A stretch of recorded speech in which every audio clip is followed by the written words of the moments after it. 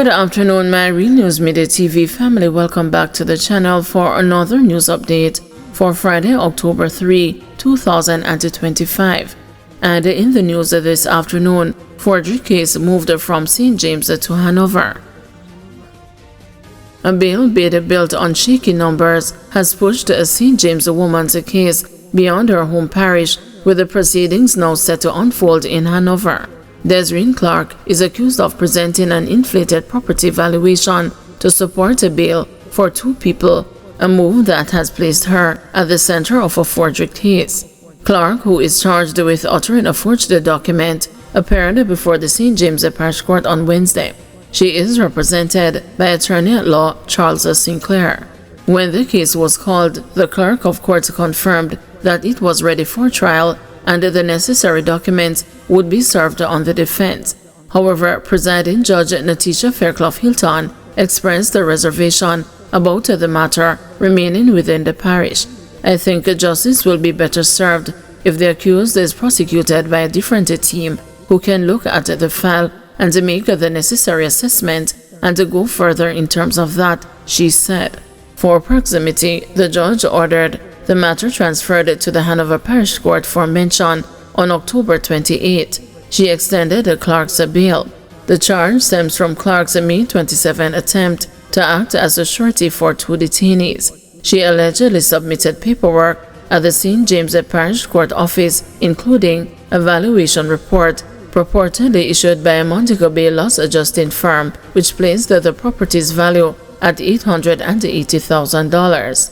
Investigators later discovered the property's actual market value was $470,000, nearly half of what the report claimed. Clark was subsequently arrested and charged. Fuming Lawyers Group accuses media of Data Protection Act breach, wants a probe of leaked police report on judge's death. The Jamaican Bar Association has accused the segments of the media of breaching the privacy rights of deceased Judge Rusal in their reports and wants the authorities to probe how those details got into the hands of the press. The 59-year-old Trelawney Parish Court judge was pronounced dead Tuesday evening at Falmouth Public General Hospital, hours after being reportedly found unresponsive at her Coral Spring Trelawney home by her 47-year-old partner. A leaked internal police incident report making the rounds on social media Wednesday gave a vivid blow-by-blow account of the hours leading up to the judge's passing, the details of which were supposedly supplied by her spouse to cops.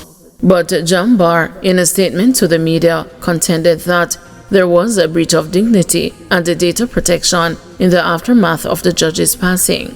The Jamaican Bar Association expresses grave concern regarding the recent public circulation of sensitive details surrounding the death of Her Honor Judge Rusal Lawrence. While we mourn the tragic loss of a distinguished member of the judiciary, we are deeply troubled by the apparent non-observance of the Data Protection Act, which enshrines the right to privacy and the dignity of the individual, even in death. The Act affirms that personal data must be handled with care, respect, and a lawful purpose, Jambar President Tanisha Watkins stated. The dissemination of intimate and distressing information without appropriate safeguards or justification undermines the solemnity of death, the humanity of the deceased, and those who are left to mourn her passing, Watkins said further. "We condemn this breach in the strongest terms and urge all relevant authorities to thoroughly review the circumstances surrounding the release of this information. We further urge media entities, public officials, and the private citizens to exercise restraint and compassion when handling matters of such a profound sensitivity," she added. Jamaica's Data Protection Act 2020 covers data protection subjects, living or deceased, for up to 30 years. The provision acknowledges that data pertaining to recently deceased persons may still be relevant and requires responsible handling. For data to be protected, the deceased person must be identifiable from the information itself or in combination with other data that the data controller possesses.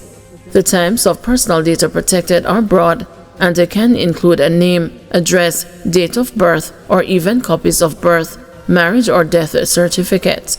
This aspect of the Act breaches the scope of data protection to include data of a recently deceased individual, ensuring respect for their dignity and the privacy of their information.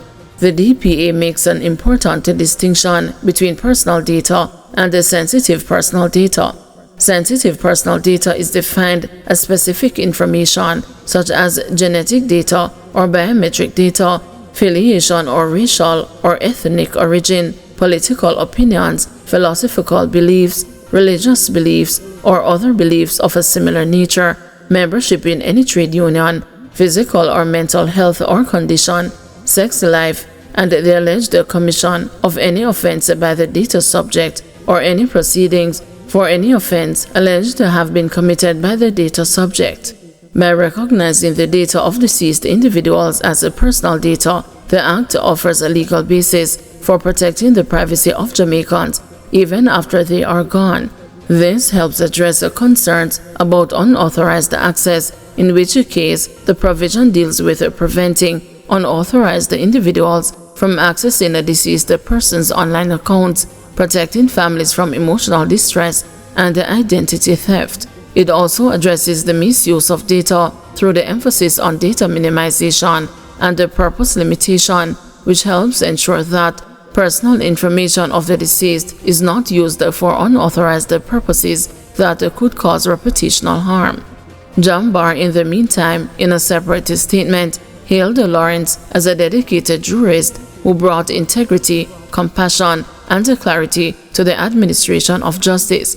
Her commitment to fairness and her quiet strength in the courtroom earned the respect of both the legal fraternity and the wider community. Her passing is a profound loss to the bench and to the people of Jamaica.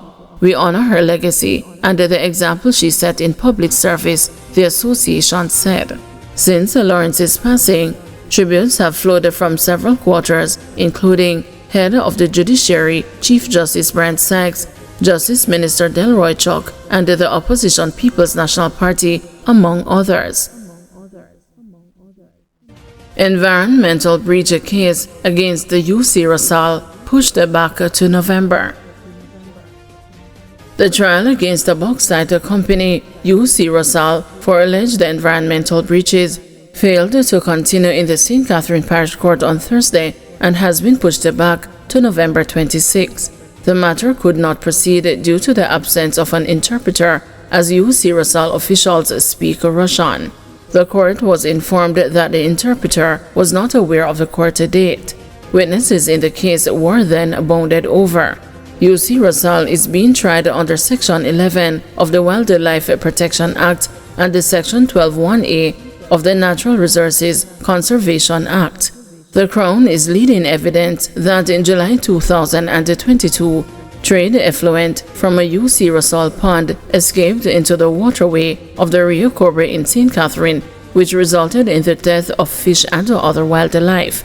An investigation by the National Environment and Planning Agency resulted in the company being prosecuted for the environmental breaches. Guys, thank you for watching. See you this evening at 6 p.m. for another news update.